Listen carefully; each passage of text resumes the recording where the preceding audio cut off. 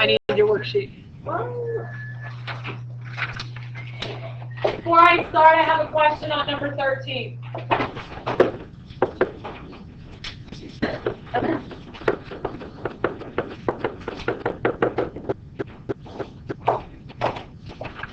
It says to complete the square on it, yes? So 0 is equal to 4x squared minus 4x plus 21. Subtract the 21, yes?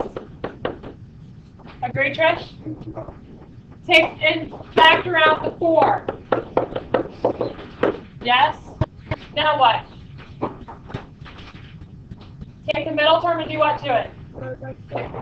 Divide it by 2, and that's going to give you the 1/2. So I'm actually going to take 4 times x squared minus x plus the 1/2. I'm adding that and squaring that to both sides. But I'm actually not just adding 1/2 squared. What am I adding?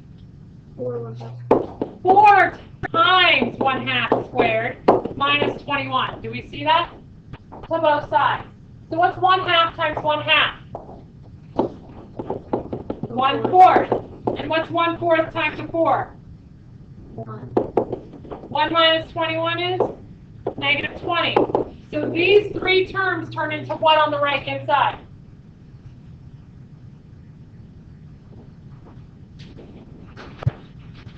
What do they turn into? A binomial. Well, what about binomial?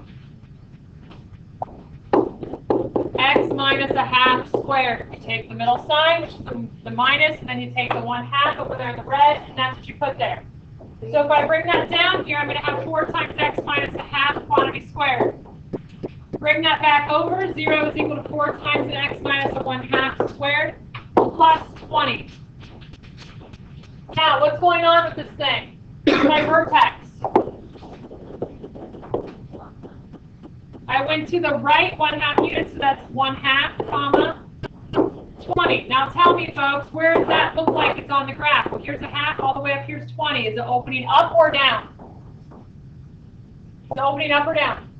Why do I know it's opening up? Because the positive is on the 4.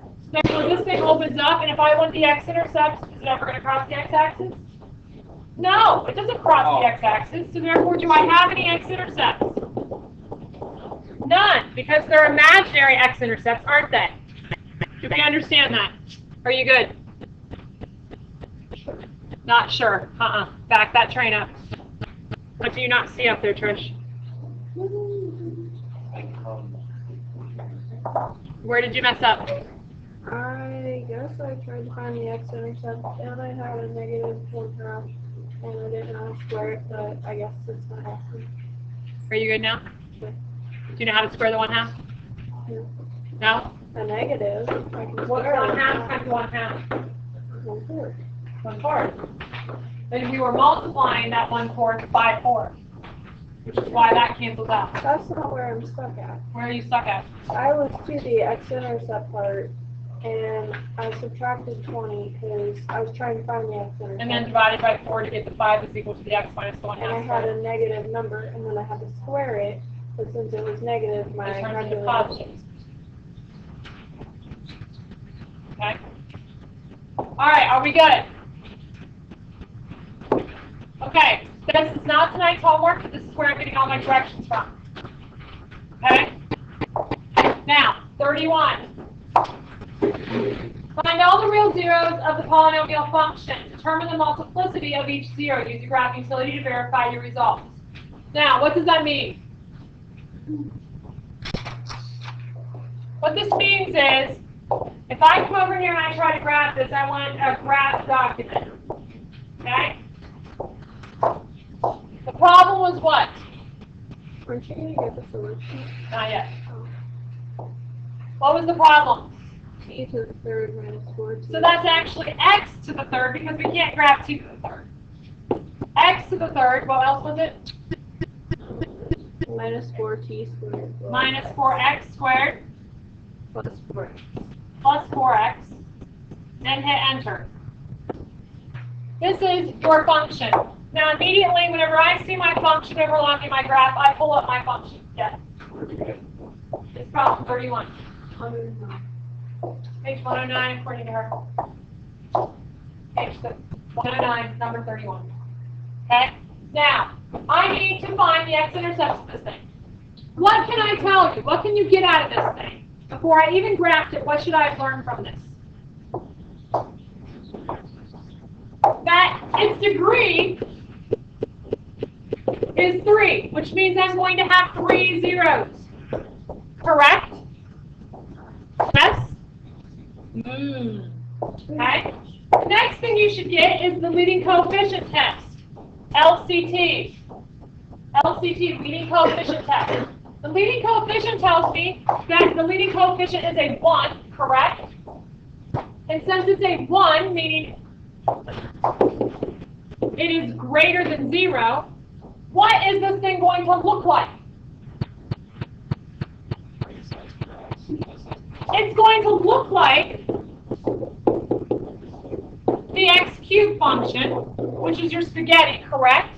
But most importantly, the right-hand side of the graph is going to rise, and the left-hand side is going to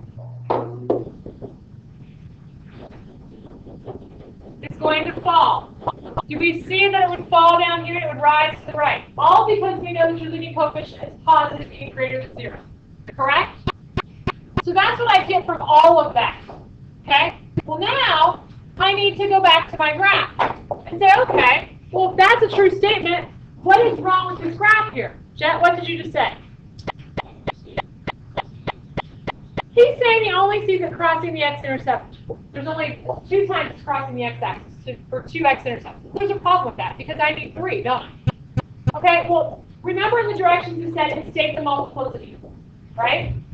Now, what happens when it goes through the x-axis like it does on the first x-intercept? What is that x-intercept going to be? 0. Looks like it's 0, 0, right? It goes through it. That means it's 1 root. Okay? And then it touches what here? It touches the point 2, 0, and then what happens at 2, 0? It touches it at 2, 0, and then it goes right back up. As soon as it touches it and goes right back up, we call that a multiple root. We call that a multiple root. And in this case, it's going to be a double root. Well, how do I prove that algebraically? Well, algebraically, what we're going to do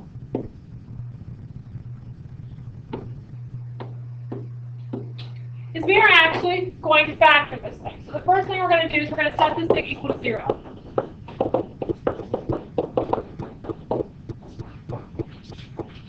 Can I factor anything out? A t. A t is what's in common. So if I pull a t out of t cubed, what am I left with? Good. Okay? Next, I need to then see if I can factor that into 2 binomials. Correct? So how do I go about doing that? Can I split up t squared? Yes. I need to have a positive 4. So if I have a positive 4, I need to have plus, plus, or minus, minus. Which one do I take? Minus, minus, because I need a positive 4, but a negative 4 on the inside. So factors 4 that are going to add to give me negative 2. 2 and 2. I mean negative 4. I'm sorry, and then give me negative 4. Thank you. I apologize. Okay, so now I factored this thing completely. So what do I need to do? Just make them see.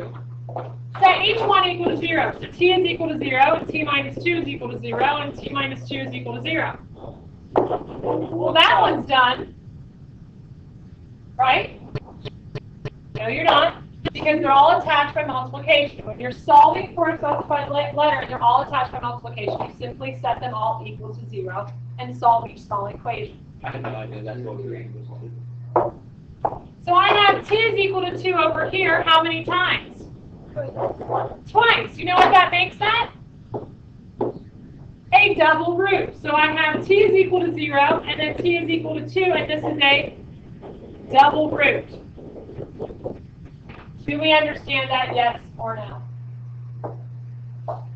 Does that make sense? Okay? Now, I proved it algebraically that it's a double root, and then graphically I can tell that that's a double root. Why? It touches the point and shoots back up and changes the direction. Do we understand that? It doesn't go through the x-axis to the other side of it. Does that make sense? Okay. Next. There 43. This set of instructions says, use a graph utility to graph the function. Use the graph to approximate any zeros accurate to 3 decimal places and find the zeros algebraically. So, I need to graph this thing. Now, you tell me before I graph it, what is this thing going to look like? Well, it's degree 3 because that's my highest exponent. So what does that tell me? I'm going to have degree 3. So I'm going to have 3 zeros. What's my leading coefficient? It's a 1. So what does that tell me about the left side of the graph?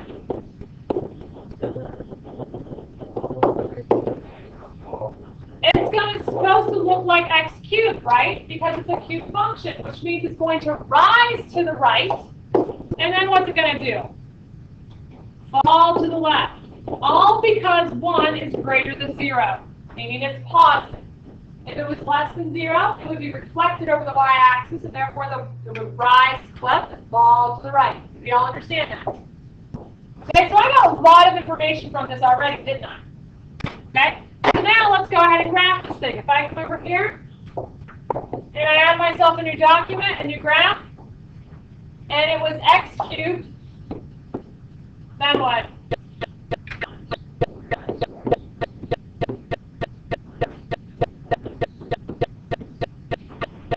Plus 100? Okay, now, that's a big graph, isn't it? Do I know if I have the whole thing in my viewing window? Phone a friend. Hit enter.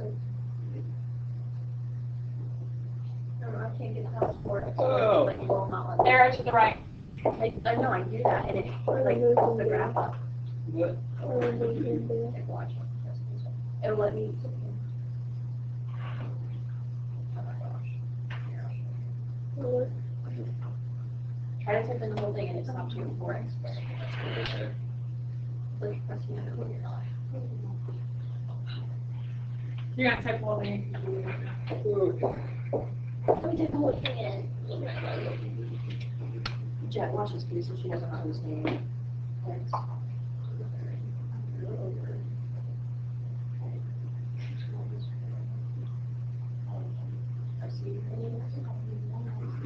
No, you don't use question now. Why?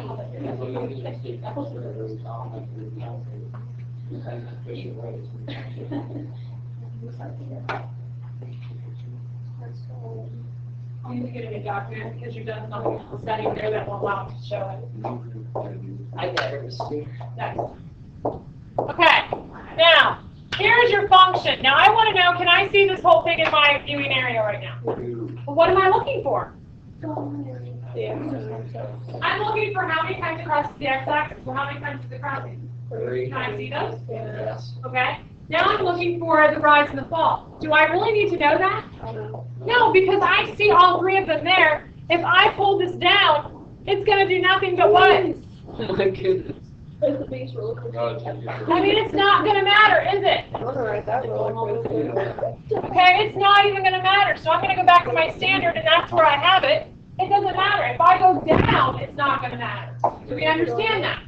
Okay? So what this tells me is, was I right with the way the graph was going to rise and fall? Yes, I was correct. Okay, moving right along then. Now the next thing is I need to find my intercepts. So how do I find my zeros, my intercepts, or my factors? How do I find that? Menu. Analyze graph. And what am I looking for on there? 0. Okay, 0 is where it crosses the x-axis. I'm going to go all the way to the left. And I'm going to the left of the first 0 and left the right of the first 0 and click, and it gives me -5, 0. Now you have to do the whole process again because how many zeros do I have? 3. So I am to the left, to the right, and there's my next 0. Well, because sometimes common sense fools us, and it's not actually 5. It looks pretty darn close, but it's really not. Can your eye tell a 16th of an inch? Oh, no. We get shady after a third. Okay? Now, there's my zeros. -5, +5, and 4. How do I algebraically prove that? Well, I need to solve this thing. I'm going to clear this page now. I need to solve this thing. So I need to set this thing equal to what? 0. So I have 0 is equal to x cubed minus 4x squared minus 25x plus 100. Okay, now, how many terms do you have up there? 4. 4. Can I factor the two binomials whenever I have 4 terms? No, I cannot. So what am I forced to do? I'm forced to do grouping. Grouping is whenever you put parentheses around the first 2 terms, separate them with a plus sign, and then put parentheses around the second 2 terms. And what you're going to do is pull out the GCF out of each one of those parentheses. So what is my GCF out of the first parenthesis? What's in common between the first 2 terms? Pull out an x squared, and what's left? An x minus 4. Now our goal is to make the parentheses, when I pull out a GCF out of each term, be matching. So my question to you is how am I going to turn negative 25x into a positive 1x? What do I have to yank out of there? 25. A what? A negative 25 is what I need to pull out. So if I pull out a negative 25 out of negative 25x, what am I left with? X. If I pull a negative 25 out of 100, what are you left with? Minus 4. Do you see that now these 2 parentheses match? Okay, so now I want you to look at this as one term and this as one term. And out of those 2 terms that I put in red, what is in common between those 2 terms? An x minus 4. So what I'm going to do is I'm going to yank out an x minus 4 now. If I pull an x minus 4 out of this term, what am I left with? Minus, if I pull an x minus 4 out of this term, what am I left with?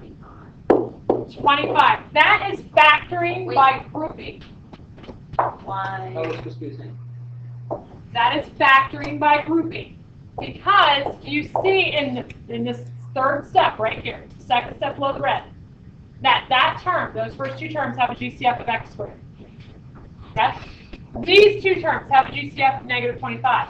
We did that purposely to get another matching term in each one of them. When I pull out the matching term out of each one of those, which is the quantity x minus 4, I'm left with x squared minus 25. Now I have a binomial as a GCF. Is that legal? Yes. No. Yes. Okay. Now, can I factor x squared minus 25? Sure. How do I factor that? X minus 4, x, and x, 5, and 5, plus and minus. Right? Now, Matt, what can I do? Set them both equal to 0. So x minus 4 equals 0, x plus 5 is equal to 0, and x minus 5 is equal to 0. X is equal to 4, x is equal to negative 5, and x is equal to positive 5. Did we get those graphically? Yeah. Did I show you how to get them algebraically now? Yes. Do we understand that? Yes or no?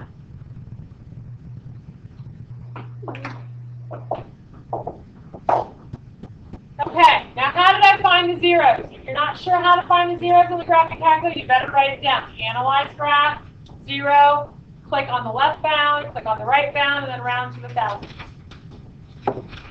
Okay. 54. Do you want to write it down? You guys are all just staring at me, looking at me. No one was writing it down, so I turned to Katie. I was like, You, me? I've been writing this down. If it's decimal, then round to the thousands place. It doesn't have to be a whole number.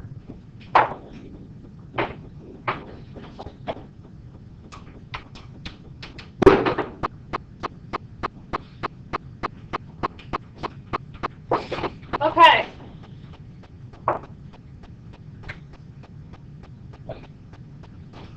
All right, now 54 says, give me a polynomial that has those intercepts, 0, 2, and 5. Now, how can I come up with a polynomial that has those intercepts? Well, that means, if it's an intercept, that means x is 0, correct? And that x is 2. And that x is 5. Do we see that? That's what that means by definition of an intercept or 0. Stay with me. Now, these are just like your homework, guys. Now, what we're doing is we're doing this problem backwards. We're given the answer, so we're going to work it backwards to form the polynomial. That's totally easy, because what do we need to do? Bring this 2 over to the other side. Bring this 5 over to the other side. Now, what do they all have in common? They all equal 0. So they all equal 0, and they can all be attached by multiplication to equal 0. Right? Now, FOIL these two together. So that's going to be x squared minus 5x minus 2x plus 10 is equal to 0. Combine like terms. X squared minus 7x plus 10. Now what? Distribute x cubed minus 7x squared plus 10x. This is an example of a polynomial that has zeros being 0, 2, and 5. Is that the only one? No, because I can reflect it by multiplying by a negative. I can stretch it or I can compress it, and it can still go through those zeros, 2, 7, and 5. 0, 2, and 5. Now, I did not get to go over this yet. There's some on the homework for tonight. Guess you guys are going to have to struggle a little bit on that. What is axis of symmetry? We'll go over tomorrow. I'll tell you.